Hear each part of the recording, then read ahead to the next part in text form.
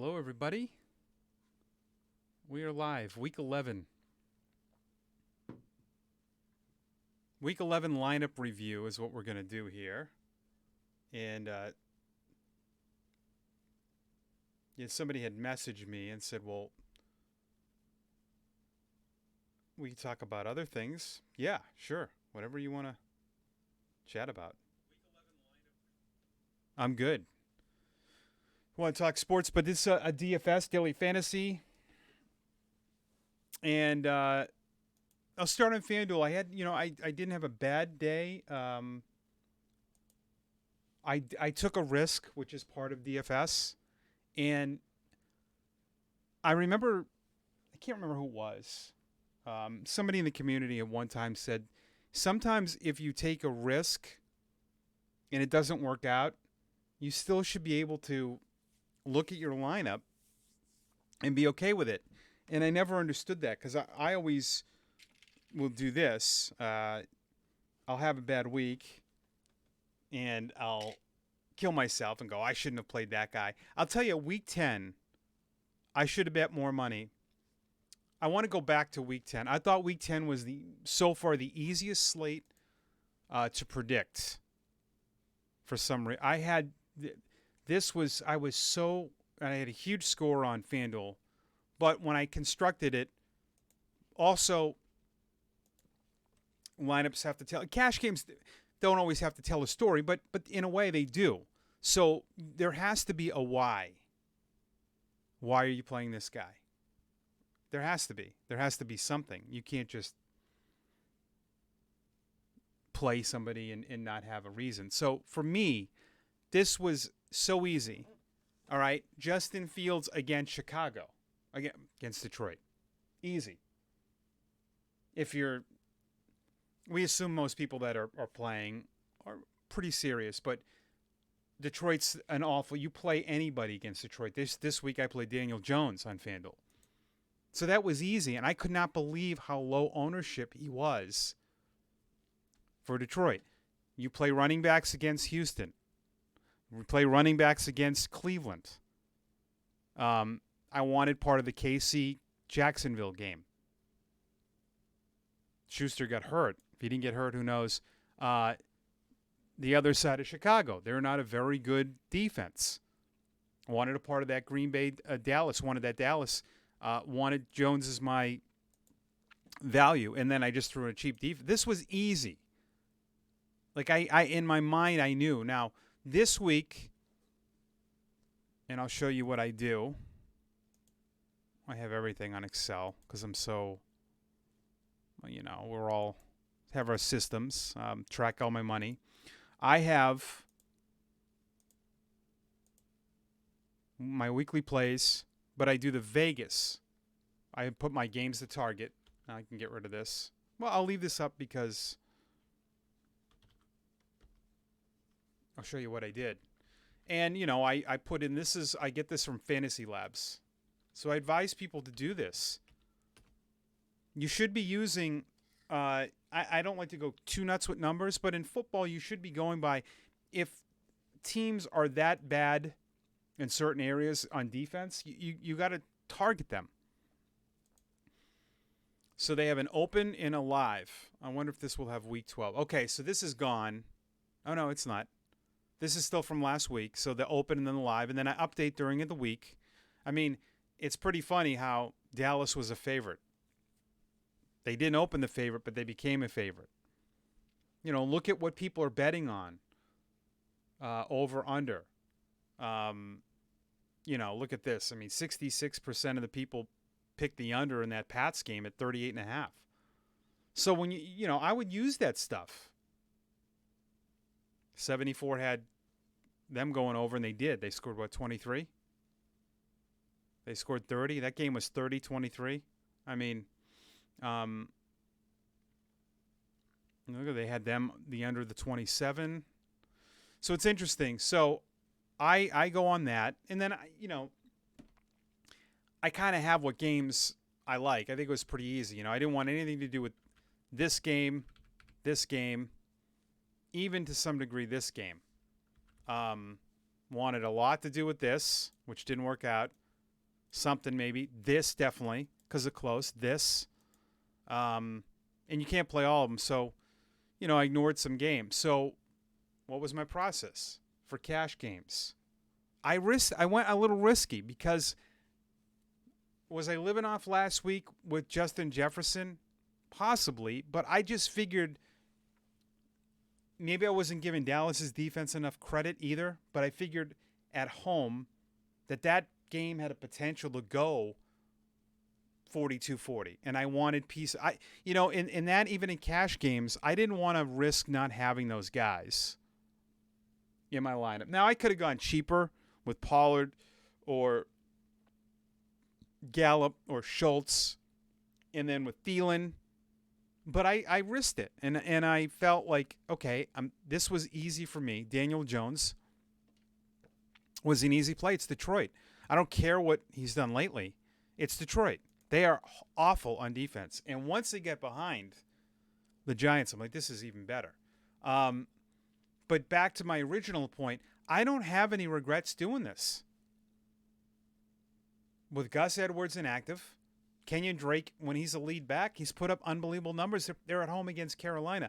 Now, if you go away from numbers and you look at tradition, there's a lot of funky things that tend to happen in these, weeks before Thanksgiving. Remember last year when Buffalo lost on the road to Jacksonville? And, I'm not going to say teams don't get up for games, but you make that call.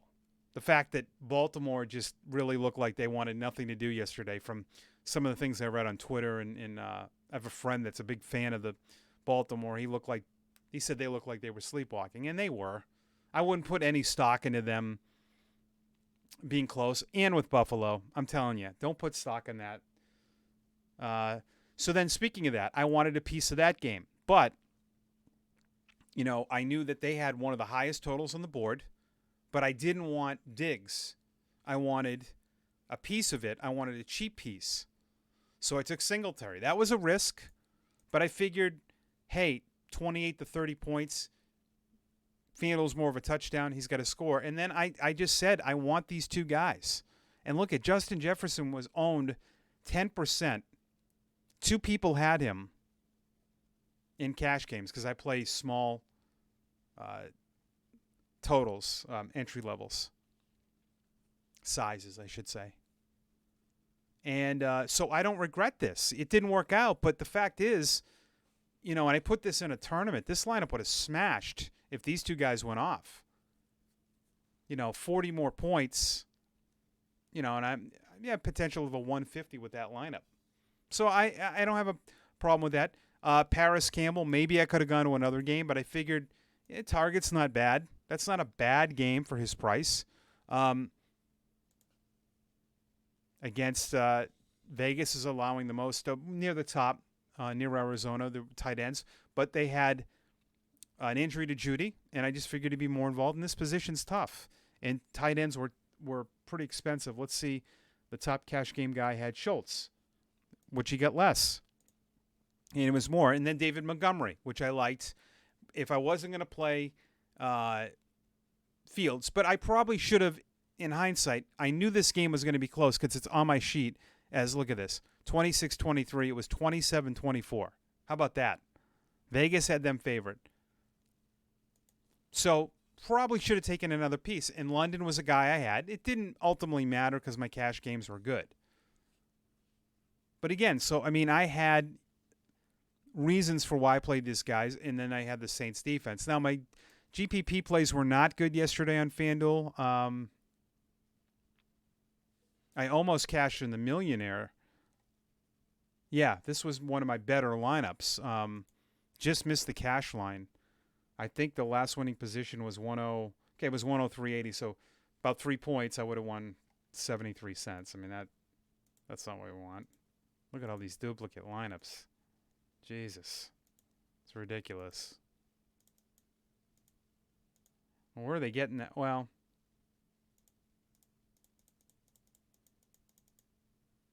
okay, so 103.82 would have won me $9. So I knew. I'm surprised that Jalen Hurts was less owned than Dak Prescott. That to me is weird. Winning lineup was Fields. Okay, that makes sense. I notice on FanDuel you can get a little chalkier in tournaments. That's a pretty big percentage. Usually on DraftKings, the top quarterback sometimes is in the teens. This isn't a great lineup for $250,000. I mean, he had Kareem Hunt in that lineup. He played 3 running backs. Pollard was the smash, and Cooper. And he went Fields naked. Just played 1 Dallas guy. Had a Cleveland Buffalo stack. He played Cooper, Hunt with Singletary, so figuring that Cleveland would be trailing. Had a stack of another game stack of Higgins and Freiermuth, and then he had Olave on his own. Commanders, good plays. I mean, it's a good lineup. I mean, nothing nutty though, right? I mean, there's a lot of chalky players with the exception of Kareem Hunt. You know, even though Pollard was 5% owned, that's not chalky to me. You know, I mean, that's not like a home run play. In his home run play, Kareem Hunt didn't do anything. I think he just got the savings. 5,800 allowed him to get in, you know, some of these bigger guys. I went with a stack of Prescott, Lamb, and ran it back with Jefferson. You know, I really liked this lineup construction. You know, 20 points for Dak with 40 points is not a lot, not bad. You know, I was only, if you look at the quarterback who won it, running backs were pretty good. And yeah, it just didn't work out. I had T. Higgins as well. I knew he was going to be, I thought, low owned. But yeah, you know, that really don't regret some of those plays. And then, you know, you see here, I use my cash game lineup, right? No. Okay, I altered my cash game lineup. I swapped Slayton in here and put the Giants defense, and this just didn't work out. I thought some of my smash plays would smash. They did not.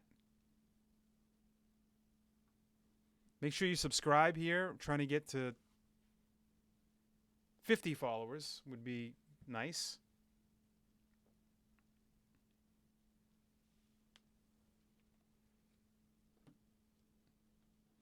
And talking to you all.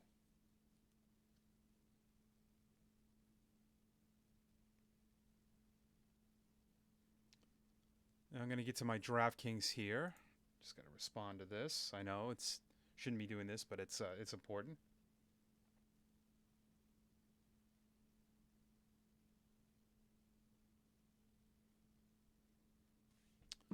Okay. If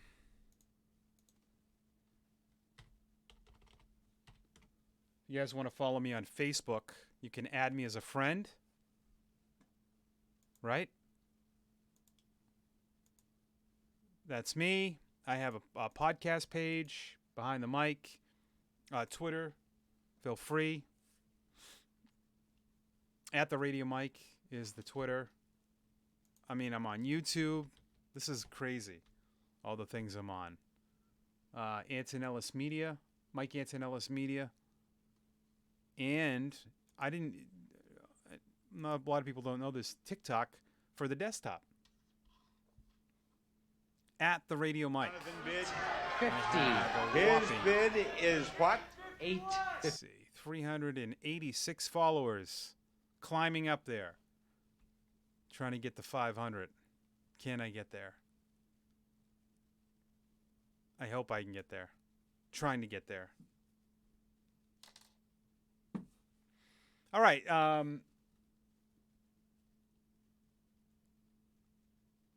Let's go to my DraftKings. DraftKings was okay. Cash games are pretty good.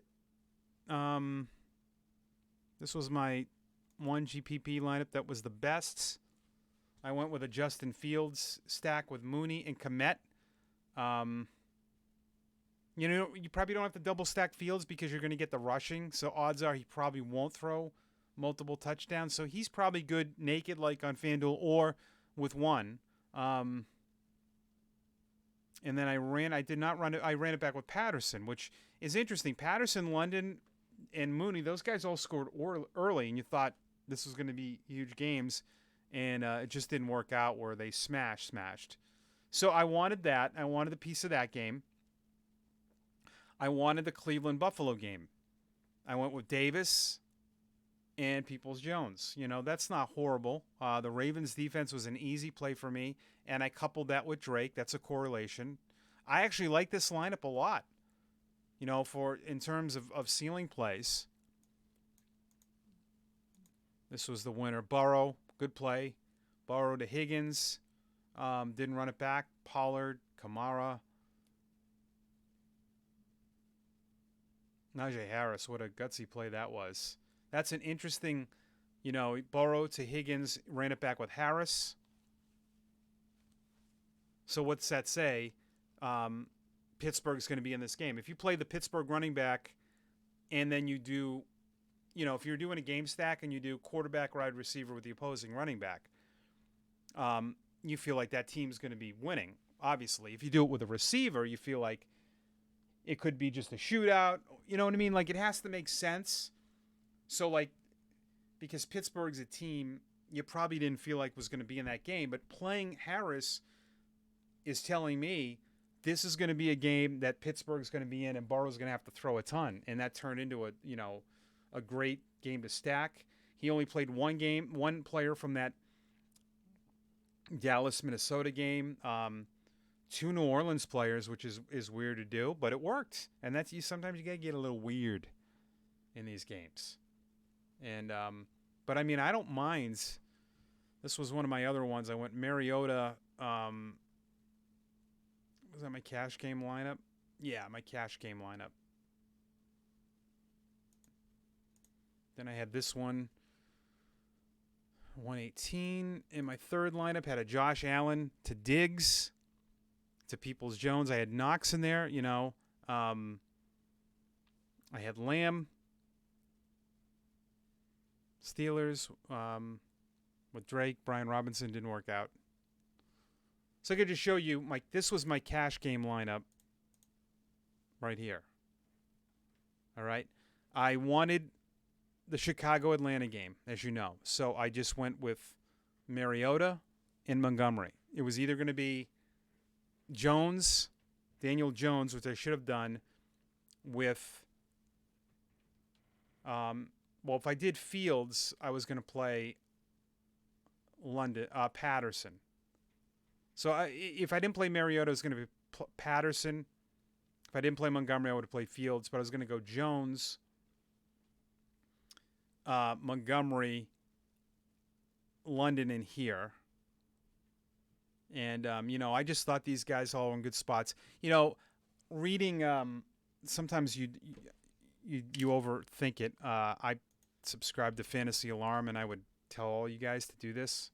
These guys are outstanding. Their playbook, which I get some of my plays from.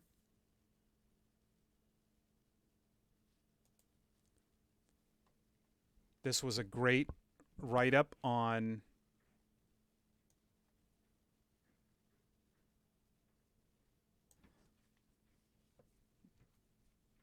both backs can eat this week. If you feel better about Gibson in a full point PPR, you certainly make the pivot. You know, which I should have, because he doesn't catch passes. So on this site, you know, he's got to score, I mean, even this, 86 yards and a touchdown, 14 points. That's not bad for the price, but I thought still, against Houston, allowing 182 yards per game, that he would have a touchdown. You know, I was willing to take 70 yards and a touchdown, less, you know, because at 5-3, you know, I'm looking.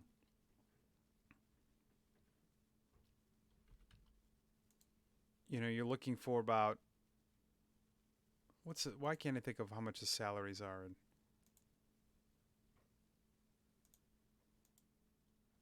Okay, so